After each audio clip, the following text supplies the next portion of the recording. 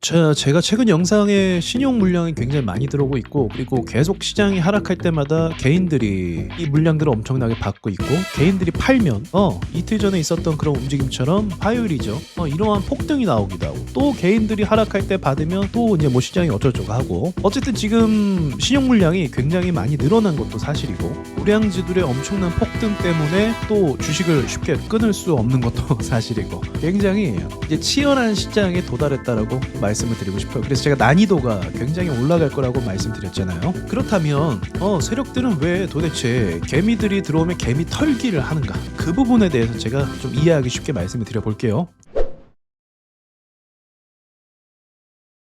여러분, 만약에 우리가 상상을 한번 동원해 보죠. 주가가 지금도 뭐 쉬지 않고 올라갔다고 볼 수가 있어요. 주가가 이렇게 쉬지 않고 계속 올라간다면 어떤 일이 발생하게 될까요? 뭐 주제와 좀 벗어나는 이야기지만 심플하게 매매하는 사람들이 돈을 벌게 됩니다. 무슨 말이냐면, 야 저게 좋대 하면 그래 좋냐 나도 살게 하고 사는 사람들이 그냥 쭉 갖고 올라가는 거예요. 그리고 조금이라도 조정을 노리겠다 이런 사람들은 계속 쳐다만 보고 있는 상황이 만들어지는 거죠. 그러니까 한쪽에서는 수익이 계속적으로 발생하고 있고, 또 한쪽에서는 초조함이 계속 발생하고 있는 거죠. 이 초조함은 결국 매수로 바뀌게 되어 있습니다. 계속 쳐다보면요, 매수를 누릴 수밖에 없어요. 어떤 자산이든지 그래요. 자, 어쨌든 주가가 쉬지 않고 계속 올라가게 되면 지금처럼 신용 물량도 막 들어오게 되고, 그리고 소문에 소문을 거쳐서 이 사람도 매수하고 저 사람도 매수하고, 그렇지 않아도 오늘 또 식당을 가서 식사를 하는데 또 뒤에서 주식 얘기하고, 왼쪽에서도 주식 이야기하고, 지금 많은 사람들이 다 주식 얘기하고 있거든요. 그러니까 소문이 나고 소문이 나서 신용 물량도 많아지고, 신용 물량뿐만이 아니라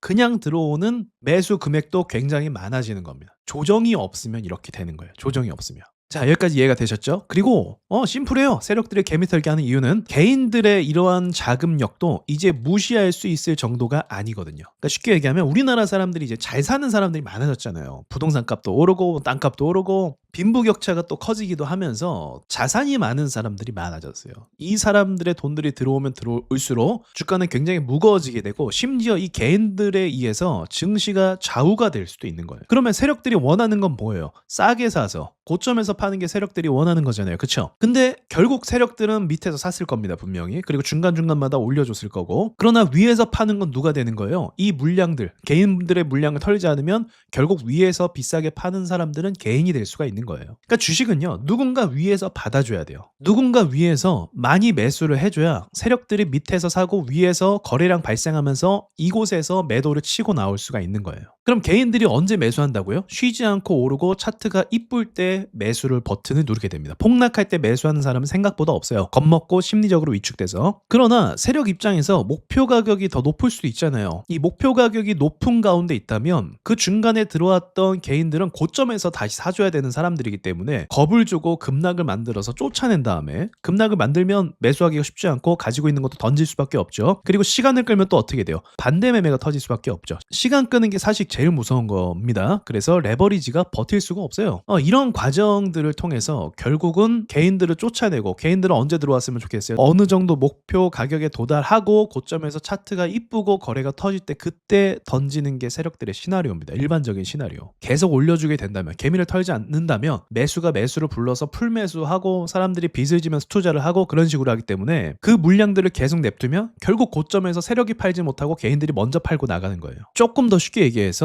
무대가 있고 여기서 이제 쇼를 보여주려면 관객이 필요하잖아요. 그쵸? 주식이 이런 약간 쇼라고 볼 수가 있어요. 무슨 말이냐면, 회사가 좋다라는 거는 이제 누구나 관심 있으면 다 아는 건데, 결국 주식은 어떨 때 사람들이 많이 들어오냐면, 피날레를 찍고 고점을 올라가고 수익을 계속 준다라는 이런 소문이 나야만, 그러니까 보여주는 게 있어야만 사람들이 매수를 누르는 거예요. 그래서 이런 상황 가운데서 고점에 올라가서 세력들이 던지고 싶은데 관객이 먼저 나가버리면 안 되는 거죠. 관객들은 이제 들어와서 야 박수 치면서 다음 무대가 뭐야? 다음 쇼가 뭐야? 이렇게 기다려줘야 돼요. 그래야 안 나가고 세력들의 물량바지 역할을 하는 거예요. 근데 세력들이 쇼를 다 만들고 판을 만들었는데 관객들이 먼저 도망치는 거예요. 야 이거 끝이지 하면서 먼저 도망치면 그 완전 판 망가지는 거죠. 그렇죠? 그래서 이러한 원리 때문에 중간중간마다 물량을 던지게끔 만드는 겁니다. 그리고 이제 지금은 굉장히 많은 수치의 돈들이 들어왔거든요. 과거에 2021년도에 코스피가 또 절정을 찍은 적이 있어요. 이때도 신용 물량이 지금 30조가 넘었는데, 이때 당시에는 20조가 아마 넘었을 거예요. 그러니까 이때 당시에 들어왔던 물량 물량보다 지금 더 많은 물량이, 이땐 또 심지어 저금리였잖아요.